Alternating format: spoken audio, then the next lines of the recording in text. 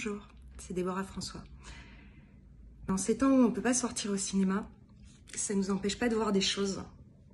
Et donc, moi j'avais envie de vous faire une ou deux petites recommandations, ou en tout cas des conseils, des choses que moi j'ai vues et qui m'ont plu.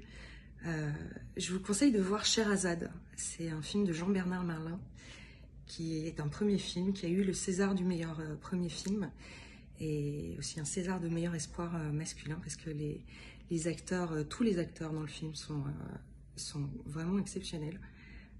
C'est un film qui m'a beaucoup touchée, c'est une histoire d'amour dans un quartier de Marseille, entre deux jeunes, c'est une histoire super moderne.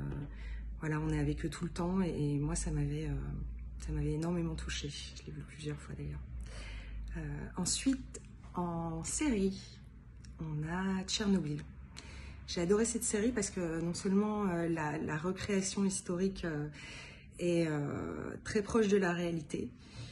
On voit vraiment des choses qu'on n'a pas encore vues en fait jusqu'ici sur Tchernobyl, alors qu'on connaît bien le sujet, mais c'est vrai qu'on l'a jamais vu comme ça. Et c'est hyper intéressant, la série est assez noire. Donc si vous cherchez une comédie, peut-être pas ce jour-là, mais vraiment c'est hyper intéressant à voir.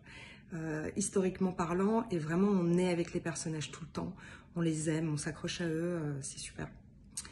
Et puis sinon, mon petit coup de cœur, ce serait au moment où justement Dune va sortir en version cinéma. J'ai envie de vous le conseiller à lire à tout le monde. Je pense que c'est une œuvre extraordinaire qui est philosophique, psychologique et à la fois qui a un univers extraordinaire. Une œuvre de Frank Herbert. Et d'ailleurs, j'avais envie de vous en faire une petite citation.